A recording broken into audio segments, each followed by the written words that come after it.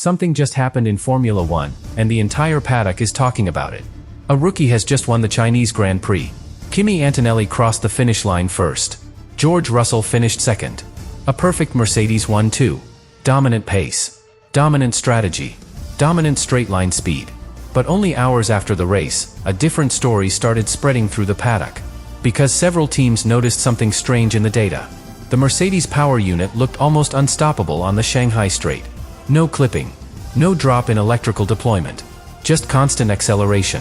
And that is extremely unusual in modern Formula 1. Some engineers are calling it the most efficient energy deployment seen so far this season. Others are asking a much bigger question. Is the Mercedes engine completely legal? Or did the W17 just reveal a technical advantage that the rest of the grid did not expect? Today we are going to break down exactly what happened in Shanghai. The overtake that changed the race. The engine data that raised eyebrows across the paddock. And why Antonelli's victory might now be under further investigation.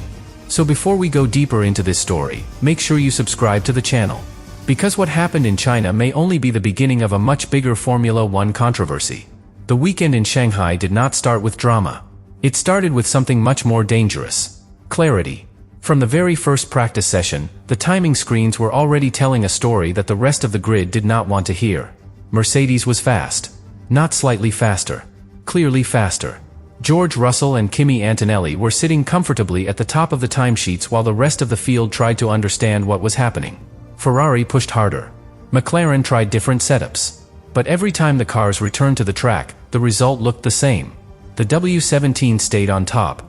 And the gap was not small. In some runs, Mercedes had almost 0.8 of a second over the closest Ferrari. In modern Formula 1, that number is enormous. 0.8 is the difference between fighting for pole and fighting to reach the second row. But what worried rival engineers was not only the lap time. It was how easily the Mercedes achieved it. Through the high-speed section of turns 7, 8, and 9, the W17 looked glued to the asphalt. No visible instability. No sudden corrections from the drivers. Just smooth, controlled speed. The front end turned aggressively. The rear remained calm.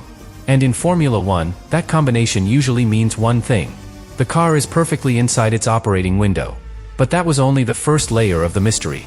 Because the real difference appeared somewhere else. The straight. Shanghai has one of the longest straights on the entire calendar.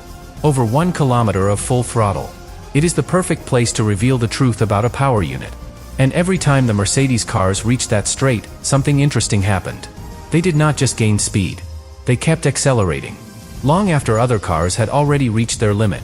Some engineers noticed it immediately. Others only saw it after the data review. But once you see it, it becomes impossible to ignore. The Mercedes engine did not seem to run out of electrical deployment near the end of the straight. And that is unusual. Because most teams experience what engineers call clipping. The moment when the battery energy is exhausted and the power delivery suddenly drops. Ferrari showed it. McLaren showed it. Several teams showed it. Mercedes did not. And that tiny detail would later become one of the most discussed technical questions of the entire weekend. But at that moment, on Friday, nobody outside the team was ready to accuse Mercedes of anything. Not yet. Because there was still a much bigger test waiting. Saturday. And the sprint race would reveal something even more interesting. Saturday in Shanghai was supposed to bring clarity. Instead, it raised even more questions. Because the sprint race gave us the first real glimpse of what the Mercedes package could do in race conditions. And what we saw was worrying for everyone else. George Russell started from pole position.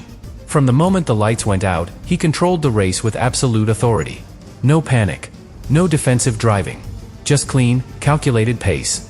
Every time Ferrari tried to close the gap, Russell responded immediately. A few tenths here. Another tenth there. Enough to remind everyone that attacking the Mercedes was going to be extremely difficult. But Russell winning the sprint was not the most important detail. The real signal came from something much more subtle. Tire management. Because even in traffic, even with safety car interruptions, the W17 never showed signs of excessive degradation. That matters more than most people realize.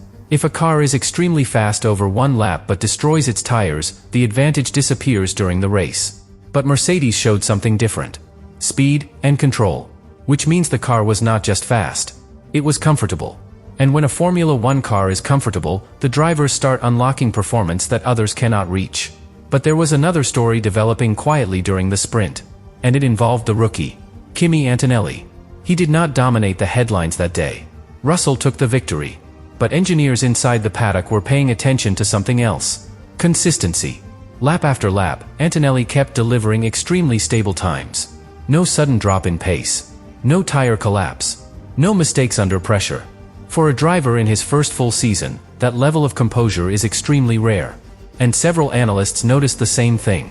Antonelli was learning the car very quickly. Almost too quickly. Which meant something very interesting was about to happen on Sunday. Because if the Mercedes really had the fastest package, and if Antonelli could extract that performance over a full Grand Prix distance, then the Chinese Grand Prix might produce a result that nobody predicted at the start of the season. But before the race even started, another strange moment happened. And this time, the Mercedes garage itself became the center of attention. Because during qualifying, something inside Russell's car suddenly stopped working. And that small technical glitch would become a warning sign that not everything inside the dominant W17 was perfectly under control. Qualifying was supposed to confirm Mercedes' dominance. And in many ways, it did. Because when the final session began, one name suddenly appeared at the top of the timing screens. Kimi Antonelli. The rookie. The youngest driver in the Mercedes garage. And somehow, the fastest driver in Shanghai. His final lap was almost perfect. Aggressive through the first sector. Clean through the technical middle section. And incredibly strong on the long straight. When he crossed the line, the time was good enough for pole position. For a moment, the paddock went quiet. Because a rookie taking pole in only the second race weekend of the season is extremely rare in modern Formula 1. But what happened next made the moment even more dramatic. Because inside the other Mercedes, something went wrong. George Russell suddenly reported that the car was stuck. First gear. Locked. Right there in the pit lane. The car would not respond normally. Engineers began resetting systems as quickly as possible. Almost like restarting a phone. For a few tense moments, it looked like Russell might miss his final attempt completely. And that would have been a disaster for Mercedes. Because losing one car from the front rows could completely change the race strategy. Finally, after several electronic resets, the car came back to life. But the situation was far from ideal. The battery was not fully charged. The tires were colder than expected. And Russell had time for only one final lap. One chance. No margin for error. He pushed immediately. Hard braking into turn 1. Maximum commitment through the fast corners. And somehow, despite everything going wrong just minutes earlier, Russell still crossed the line fast enough for second place on the grid. Front row. Locked by Mercedes. Antonelli first. Russell second. On paper, it looked like total domination. But inside the garage, engineers were already aware of something important. The W17 was incredibly fast. But it was not completely stable. That strange electronic glitch had exposed a weakness. A small one. But real. And in Formula 1, small technical weaknesses have a habit of appearing at the worst possible moment. Still, when Sunday arrived, none of that mattered anymore. Because the Chinese Grand Prix was about to begin. And the very first lap would reveal something that would ignite the entire controversy. Sunday in Shanghai began with tension. Because everyone on the grid already knew something. Mercedes had the fastest car. The only question was whether anyone could stop them before the first corner. The lights went out. And immediately something unexpected happened. Lewis Hamilton launched perfectly in the Ferrari. His reaction time was sharp. The traction from the SF26 looked incredible. Within seconds, Hamilton was already pulling alongside the Mercedes cars. By the time they reached the first sector, he briefly had the lead. For a moment, it looked like Ferrari might disrupt the Mercedes plan. But then the cars reached the part of the track that had worried engineers all weekend. The long Shanghai Straight. And this is where the entire race changed. Antonelli exited the corner right behind Hamilton. He picked up the slipstream. Activated the hybrid deployment. And suddenly the Mercedes began closing the gap much faster than expected. Not gradually. Aggressively. Meter after meter. The Ferrari could not defend.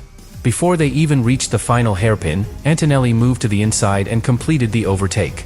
Clean. Decisive. And extremely revealing. Because that moment showed exactly where the Mercedes advantage was hiding. Straight line speed. More specifically, sustained power delivery. While other cars began losing electrical deployment near the end of the straight, the Mercedes kept accelerating. That detail did not look dramatic on television. But engineers watching the telemetry noticed it immediately. The W17 seemed able to deploy hybrid energy longer than its rivals.